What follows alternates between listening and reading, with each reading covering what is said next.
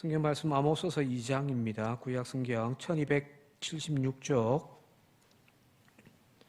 아모스 2장 6절에서 9절까지 말씀입니다. 6절에서 9절입니다.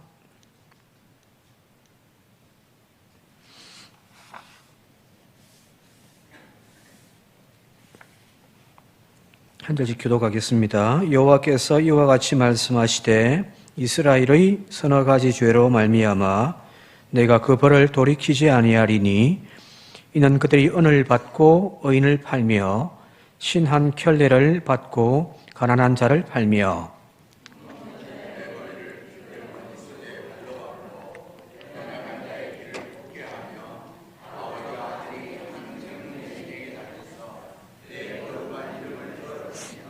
모든 제단 옆에서 전당 잡은 옷 위에 누우며 그들의 신전에서 벌금으로 얻은 포도주를 마심이니라. 내가 아모리 사람을 그들 앞에서 멸하였나니 그 키는 백향목같이 강하기는 상수리 나무 같으나 내가 그 위의 열매와 그 아래의 뿌리를 진멸하였느니라. 아멘. 몸살 안 하셨습니까? 교회 행사한다고 우리 교회 장로님들 또 우리 권사님들 여신도회들 적극적으로 협력해 주셔가지고 노회가 1박 2일 동안 은혜롭게 잘 마쳐지게 되어졌습니다. 모두들 다들 두 가지 칭찬하시더라고요. 밥이 너무 맛있다고 하는 것, 밥이 너무 맛있다라고 하는 것, 또 교회 분위기가 너무 좋다라고 하는 겁니다. 노회가 이제 원래 작년까지 2박 3일 동안 했는데 올해 좀 축소해서 일정을 줄여가지고 1박 2일로 이제 바꿔서 처음 했는데 모든 것이 순탄하게 참 은혜롭게 잘 지나갔습니다. 뭐 안건도 하나 이렇게 충돌 없이 잘 이렇게 마무리되어지고요. 아마 산정교회 와서 그렇게 되어진 것 같습니다. 우리끼리 하는 이야기입니다. 모두 다 협력해 주시고 또 수고해 주셔가지고 모든 일정이 잘 맞춰진 것을 너무 감사함을 드립니다. 이제 본문으로 들어가서 이제 오늘부터 이제 아모스를 좀 살펴보려고 하는데 그 소예언서 이제 12개의 소예언서가 있는데 호세아서 다음으로 성경상으로는 요엘서가 들어가 있습니다. 호세아, 요엘, 아모스 이렇게 되어 있는데 실제로 보면은 역사적으로 호세아와 아모스는 거의 동시대에 활동을 했던, 그것도 같은 북이스라엘에서 활동을 했던 선지자들이기 때문에 같이 묶어 가는 것이 맞을 것 같습니다. 그래서 요엘서는 나중에 뒤에 한번 또 하도록 하고, 지난번 시간까지 호세아서를 살폈으니 같은 배경에서 이제 다른 시대도 아니고 똑같은 시대에 똑같은 장소에서 이제 이루어지는 예언들이기 때문에 아마 좀 이해하기가 좀 더 편할 것 같습니다. 여기 호세아 다음에 나오는 이 아모스는 다른 선지자들과 조금 다른 특징을 하나 가지고 있는데, 이 아모스는 지금 북이스라엘에서 활동을 하는 예언을 하는 건데 실제로는 이 사람은 남유다 사람입니다. 드고아라고 하는 1장 1절에도 나오는데 드고아 사람이라고 표현되어 있거든요. 이렇게 드고아가 어디냐면은 예루살렘에서 남쪽으로 아래로 한 15km 정도 더 내려가면은 거기에 이제 어떤 산지로 이루어진 그곳이 바로 드고아 지방입니다. 완전 예루살렘과 가깝죠, 그죠? 유다 사람인데 또 분열되어져 있단 말이에요. 지금 남과 북과 같은 그런 상황이죠. 분열되어져 있어서 남쪽 유다 사람이 굳이 올라가가지고 북쪽에서 베내라 감내라 할 수가 없는 상황임에도 불구하고 하나님께서 남쪽 유다의 사람인 드고아 사람, 또 목자이자 뽕나무를 배양하던, 직업적으로 신학을 공부하고 하나님 말씀을 연구하던 그런 예언자 집단도 아니고요. 평상시 그냥 뽕나무 치고 양들 치던 그런 아주 평범한 평민 출신임에도 불구하고 하나님께서 그를 들어가지고 북쪽에 올라가서 예언하라는 거거든요. 참 희한하죠, 그죠? 이 남유다 사람이 아모스는 북쪽에 올라가서 이제 물질의 그 번영을 뒤에 또 설명하고 또 이미 또 여러 번 설명을 했습니다만은 물질적으로 가장 풍성한 시대에 살고 있었던 북이스라엘이거든요. 거기에 올라가서 공의를 상실하고 또 가난한 자와 힘없는 자들을 압제하는 그 사회가 정의가 잃어버린 그 사회를 향해서 하나님의 심판을 예언하라고 하십니다. 아모스의 메시지는 철저하게 사회 정의, 하나님의 공의에 대한 내용들이 주를 이루고 있습니다. 동시대 똑같이 아까 호세아가 예언했다고 했잖아요. 그죠? 지난 시간까지 살펴봤듯이 호세아의 주된 핵심은 종교적인 측면입니다. 하나님을 버리고 이방신을 따라 섬기는 그 이스라엘의 종교적인 배신에 대해서 하나님이 진노하시고 심판하시겠다라고 하는 이야기. 그게 이제 메시지의 포커스라고 한다면은 아모스는 그런 어떤 종교적인 좀 위에서 노는 이야기가 아니라 현실의 문제를 지적합니다. 사회가 정의롭지 못하다. 하나님의 공의가 사라져버렸다. 그래서 기장교단이잖아요, 우리가. 그죠? 한국 기독교 장로의 또 사회 참여를 또 많이 하는 기장교회가 성경 중에서 또 가장 많이 인용하고 또 좋아하는 책이 바로 이 아모스 책입니다. 사회 정의에 대한 이야기를 하니까요. 또 실질적인 정치적이고 경제적인 문제들을 다루고 있는 부분들이 있어서 기장 같은 경우는 아모스의 선지자를 참 사실은 좀 친하고 좋아하는 편입니다. 자, 그런데 하나님이 왜 북이스라엘의 문제인데 왜 북이스라엘에 대한 문제를 다루기 위해서 북이스라엘에도 사람들이 많을 거고 예언자들도 있을 건데 왜 북이스라엘 가운데서 선택하지 아니하고 저 남쪽에 있는 드고아의 사람, 그것도 뽕나무나 치던 이 아모스라고 하는 사람을 선택하여 북쪽으로 보내셔서 예언하게 하셨을까요? 그죠? 우리 가운데 사람이 없는 것도 아닌데, 그죠? 왜 굳이 좀 적대적인 관계가 형성되어 있는 저 남쪽 유다에서 올라와서 하게 했냔 말이에요. 분명 북쪽의 북이스라엘에도 몇 명의 선지자들이 활동을 했었습니다. 대표적인 인물이 지난 시간까지 살펴보았던 호세아 같은 인물이죠. 그죠? 호세아는 북이스라엘의 사람이거든요. 자, 그런데 호세아 같은 경우는 아모스보다 한 5년에서 10년 정도 뒤에 활동했던 선지자입니다. 쉽게 이야기하면은 호세아가 등장하기 전까지는 하나님은 북쪽에서 사람을 세워가지고 하나님의 예언을 감당시키는 일을 감당하지 않았다는 이야기예요.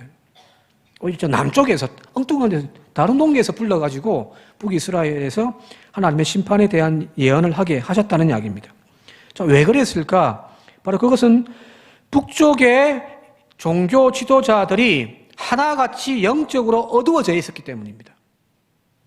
하나님이 말씀하시고 하나님이 경고하실 그 하나님의 음성을 들을 귀도조차 닫혀져 버린 북쪽의 종교적인 특징, 앞서 호세아서에서 등장하던 그들의 영적인 상태가 그대로 다 고발되고 있잖아요. 그죠? 자, 산정교회에서 일할 사람이 없어요. 일할 사람이 없으니 다른 교회에서 사람을 불러가지고 일을 시키는 그런 모습과 똑같은 거죠. 그죠? 예수님의 시대 당시에도 마찬가지입니다. 주님의 눈에 들어온 당시의 종교 지도자들에 대한 주님의 시선은 뭐냐면 너무너무 비판만 하시거든요. 주님은. 회칠한 무덤들아, 이 독사의 자식들아.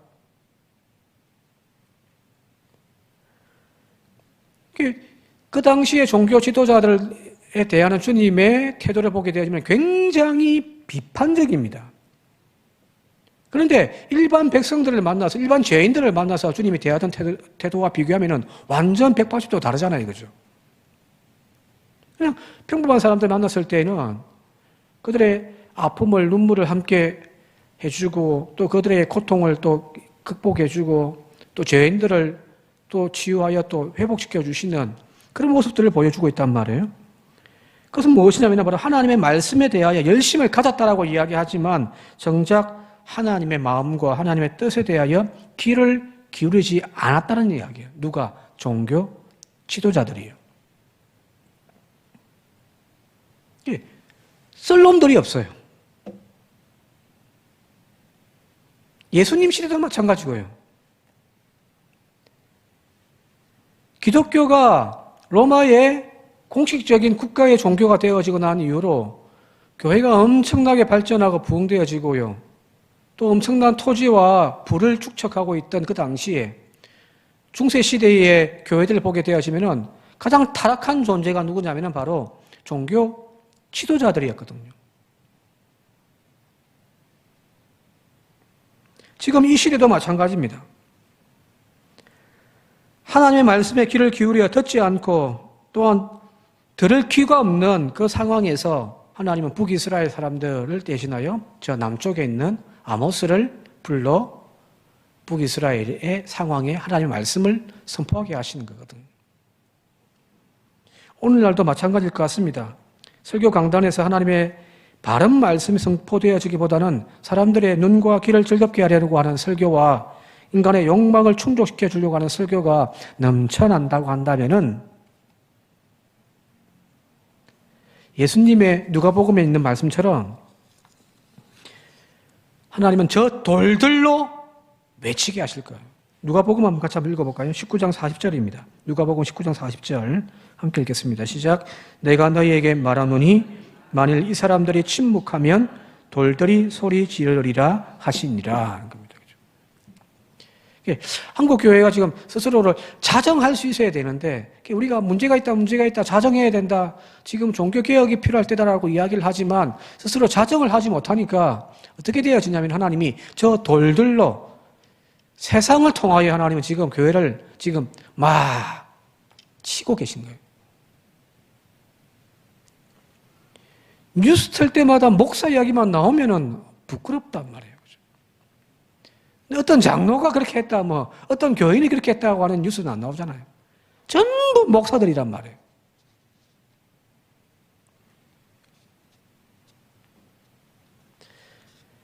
지금 이 시대가 바로 이런 아모스 시대의 북이스라엘 모습이 아닌가 싶습니다. 스스로 자정하지 못할 때, 스스로가 반성하지 못하고 회개하지 못할 때 하나님은 절 돌들로 외치게 하시고요.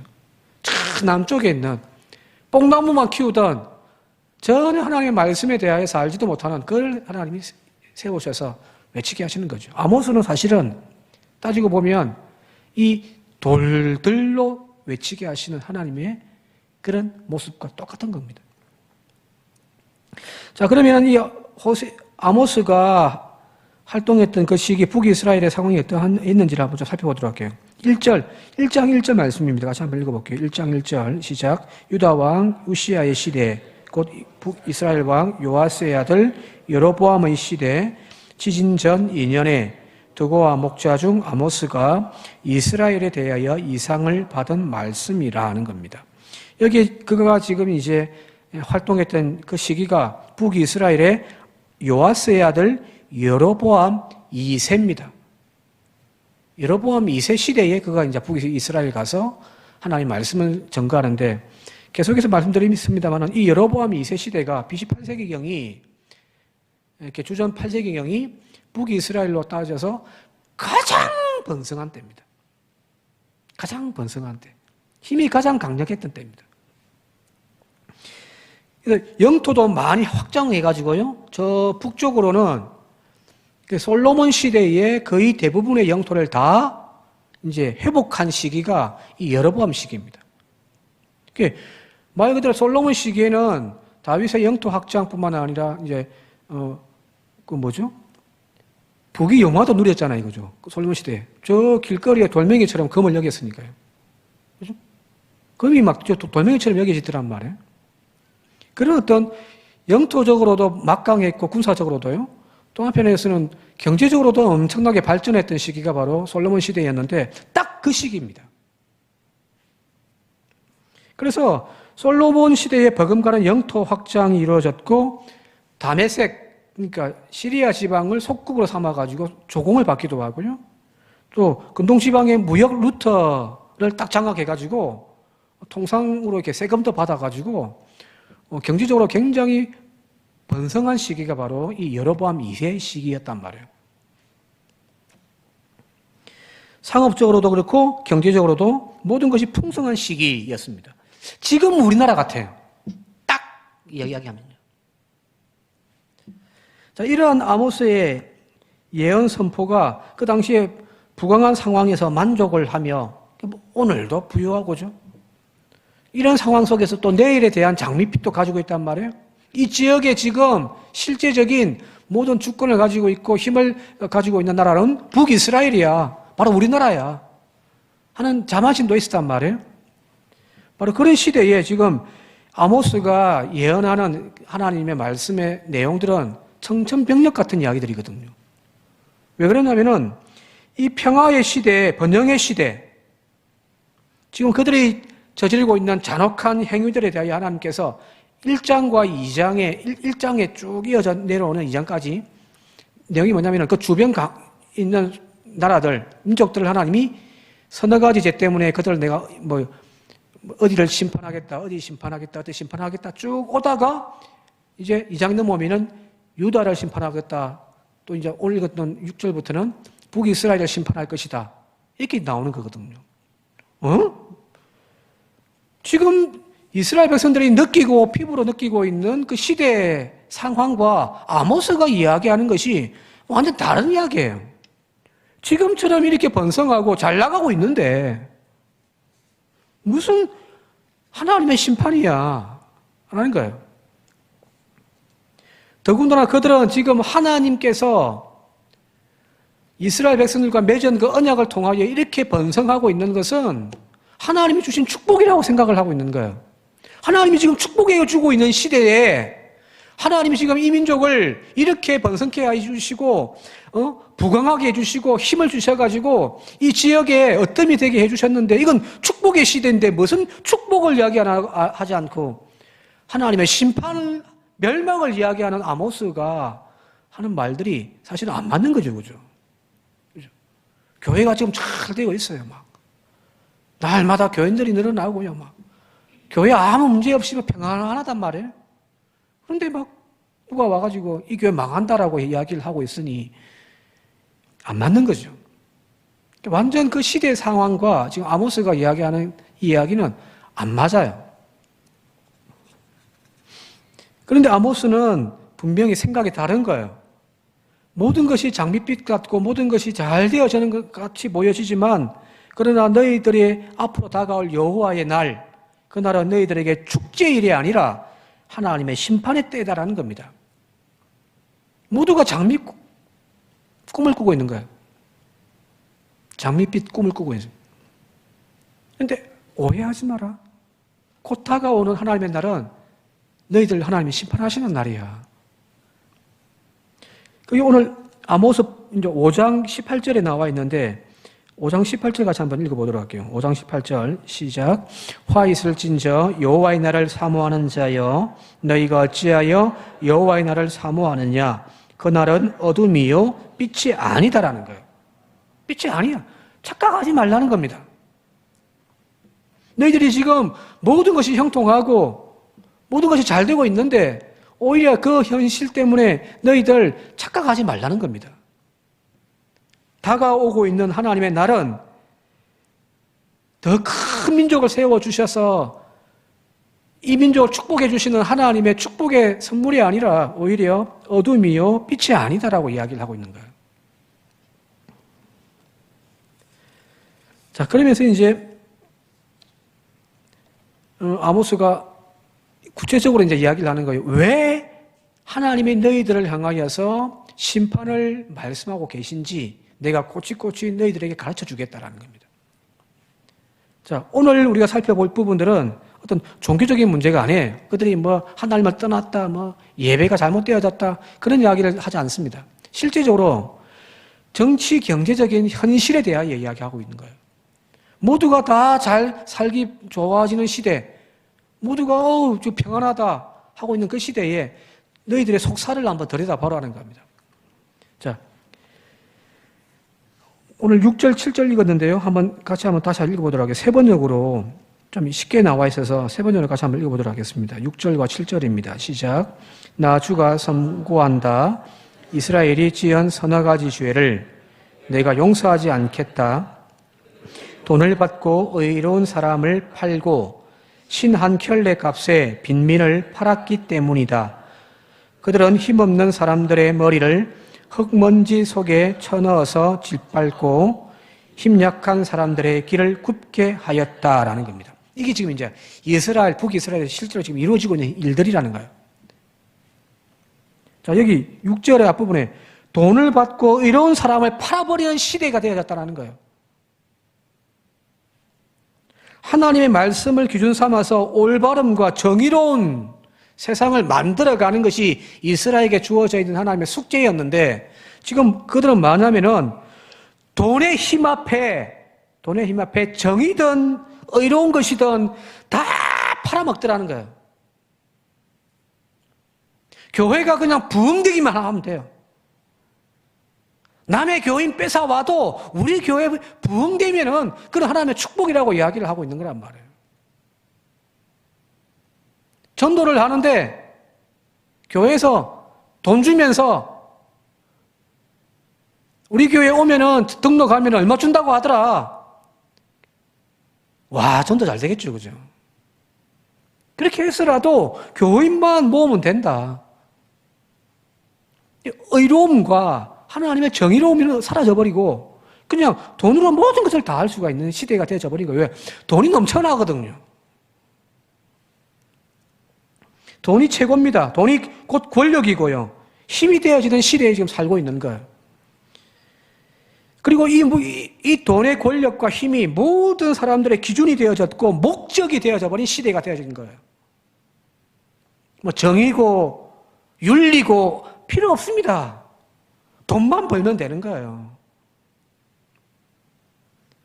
돈이 되는 일이라고 한다면은 의로움, 정의, 공의, 올바름, 윤리 다 필요 없습니다. 심지어 하나님의 말씀도 돈 앞에서 힘을 못 쓰는 거예요. 그죠? 옳고 그름보다 당장에 나에게 이익이냐 손해냐를 먼저 생각하는 풍조가 만연해 있더라는 겁니다. 이게 지금 8세기경의 BC 북이스라엘의 현실인 거예요. 속살입니다. 그리고 인간과 인격에 대한 가치를 존중하는 사회가 아니었어요. 여기 보면은 얼마든지 인간도 돈으로 팔고 살 수 있는 시대가 되어버린 거예요. 돈이 최고니까요. 자, 신 한 켤레 값에 빈민을 팔아버리는 거예요. 도대체 신 한 켤레가 얼마입니까, 요즘에? 한 10만 원이면 신발 삽니까? 살 수 있죠, 그죠? 그죠? 몇백만 원이지, 이제 구두가 아니라면, 그죠? 당장 자신에게 더 이상 이용 가치가 없는 거예요. 빈민이에요. 이들만 있으면 오히려 사회가 더 챙겨줘야 되고, 빈민들 먹이 살리려면, 그죠? 책임지려면은 국가가 재정을 또 담당해야 되잖아요. 요즘에 국민의힘이 말끝마다 포퓰리즘이니 이야기하는 것도 그거잖아요. 그냥 필요한 곳에만 줘야 된다. 그런 소리 하고 있잖아요.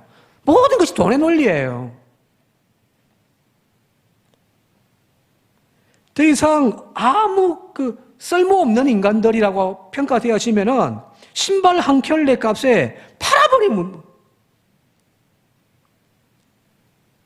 사람의 가치가 하나님의 형상을 따라 지음받은 그 소중한 가치로서 보여지고 여겨지는 것이 아니에요. 오히려 신발 한 켤레밖에 되지 않는 그것이 인간을 취급하는 시선이 되어지더라는 거거든요. 오늘날 자본주의 사회가 그렇지 않습니까? 우리 사회가?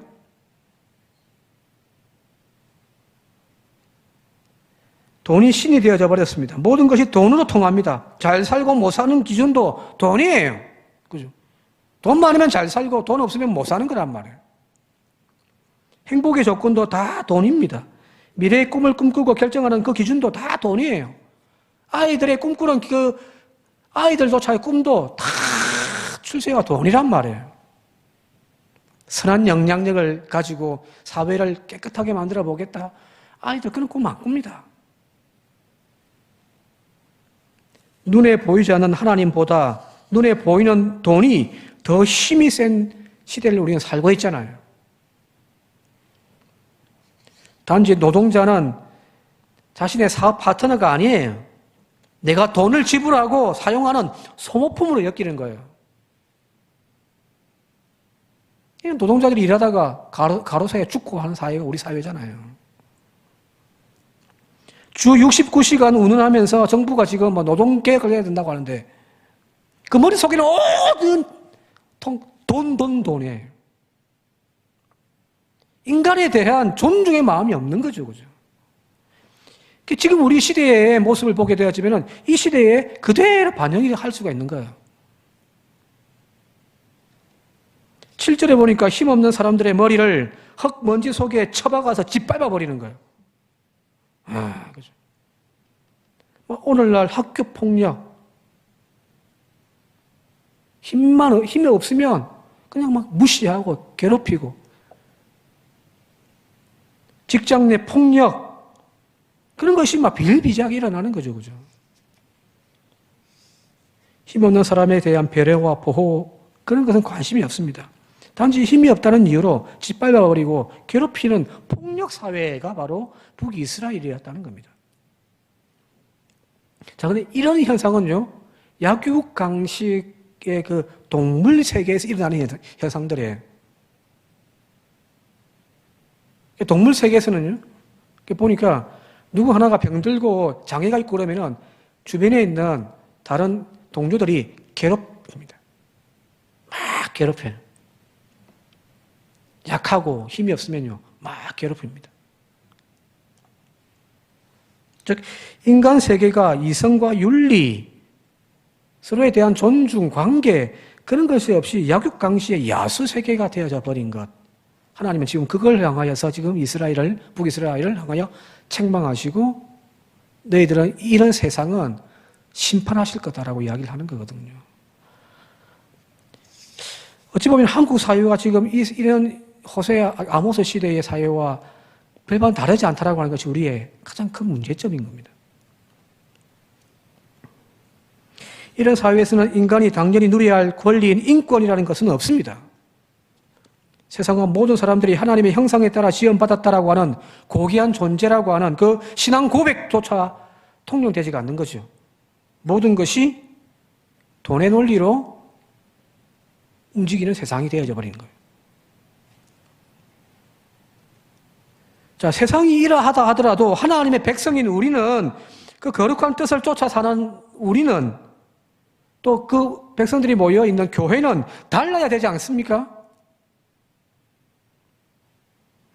세상을 지배하는 힘이 돈이라면 우리는 돈을 숭배하고 돈을 쫓아 살아감이 아니라 이 세상에서 하나님의 말씀과 가르침을 따라서 살아가는 삶을 살아가는 존재들이 바로 성도인 거죠.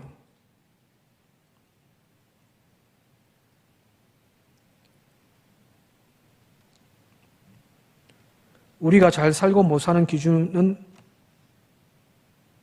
지금까지 돈에 있지 않았습니까? 얼마나 권력을 소유하고 있냐, 우리 그렇게 평가하지 않았습니까? 근데 아니라는 거예요. 우리의 평가 기준은 얼마나 하나님의 말씀을 기준 삼아서 거룩하게 살아가는가가 성도의 삶입니다. 이거 구약 성경에 나와 있는 약자 보호법.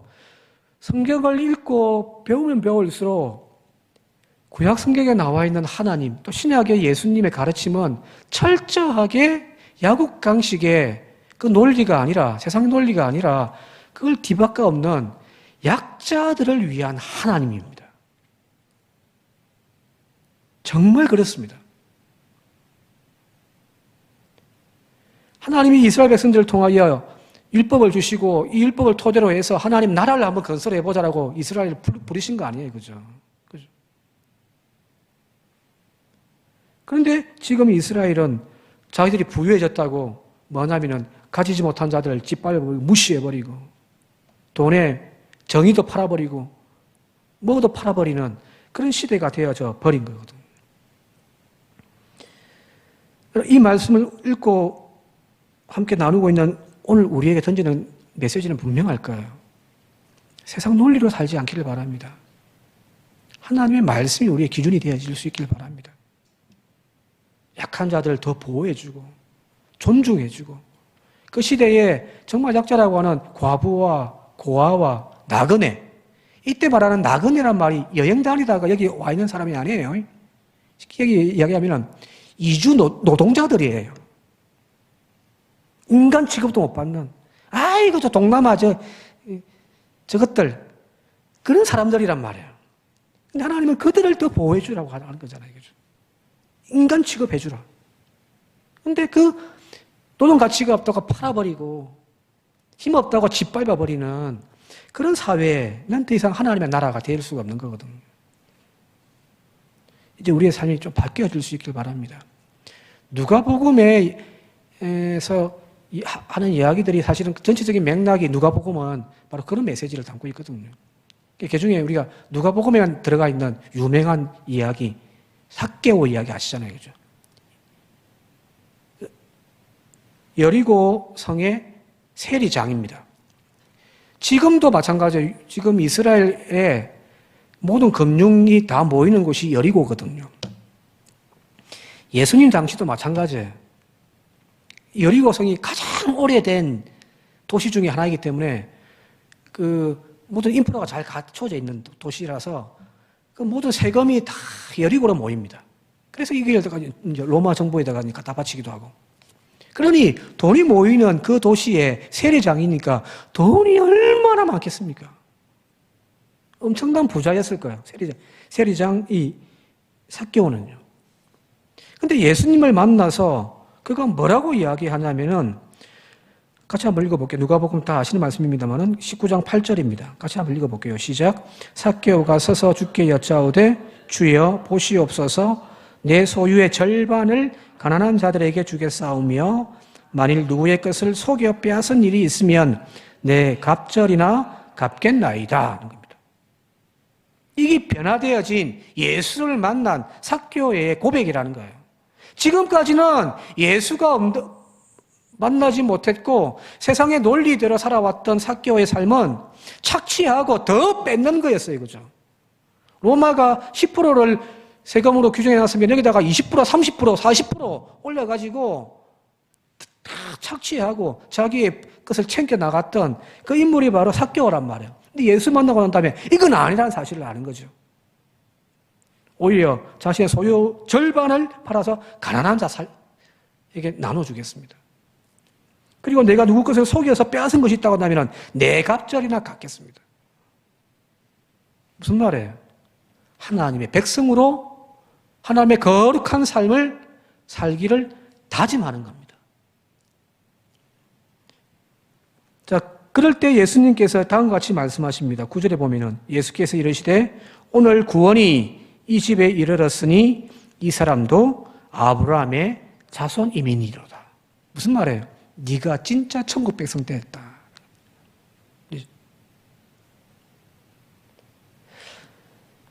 하나님의 나라는 바로 이런 사람들에게 합당한 거예요. 이런 사람들을 통해서 점점 삭막해져가는 세상 속에서 교회와 성도는 세상의 빛이 되는 것이고 세상의 소금이 되는 것입니다.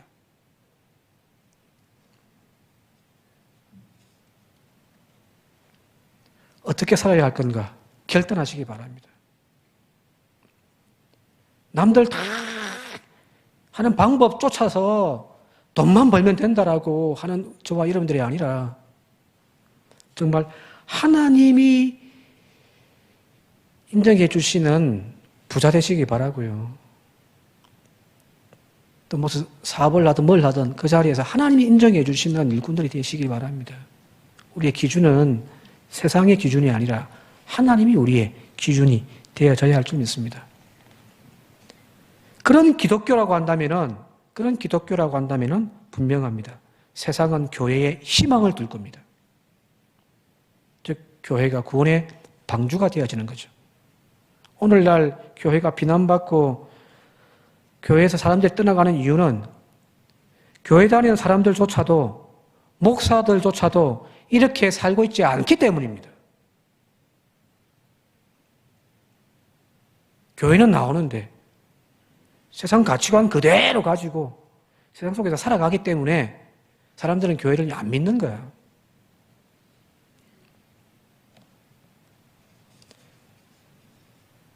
바라기는 하나님 말씀대로 살아가는 우리 교회, 저와 여러분들이 되시기를 지금 다시 한 번 더 주님의 이름으로 축원드립니다. 함께 기도드리겠습니다. 아버지 하나님, 사람을 사람 취급하지 않고 모든 것을 돈의 잣대로 사람을 평가하고 또한 모든 것을 평가하는 오늘날 이 세상 속에서 돈이 신이 되어져 버린 이 세상 속에서 우리의 참된 신은 하나님뿐임을 고백하는 저희들이 되게 하여 주시옵소서. 그래서 하나님이 원하시는 기준 따라 살아가는 성도들 되게 하시고 공의를 팔아 엿바꿔 먹어버리는 성도가 아니라